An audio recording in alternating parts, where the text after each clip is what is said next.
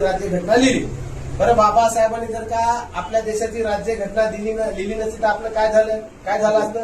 आपला देश आज सुद्धा जसं पाकिस्तानामध्ये नेहमी कर्फ्यू असते, अफगाणिस्तानामध्ये कर्फ्यू असते, त्या ठिकाणी जसे धार्मिक वाद, त्या ठिकाणी बॉम्बस्फोट किंवा हल्ले होतात, आपला देश त्या प्रकारचं झाला असता तर बाबासाहेबांनी राज्यघटना लिहिली नसती, आपल्या देशामध्ये नेहमी कर्फ्यू लागले असते। जर बाबासाहेबांनी राज्यघटना लिहिली नसती, छत्रपती शिवाजी महाराजांना उभं केलेलं स्वराज्य या व्यवस्थेने कुठेतरी माती मोल केलं असतं, ते आपल्यापर्यंत येऊ दिलं नसतं। तर डॉक्टर बाबासाहेब आंबेडकरांनी राज्यघटना लिहिली नसती तर छत्रपती संभाजी महाराजांना दिलेलं बलिदान या व्यवस्थेने कुठेतरी पुसून टाकलं असतं।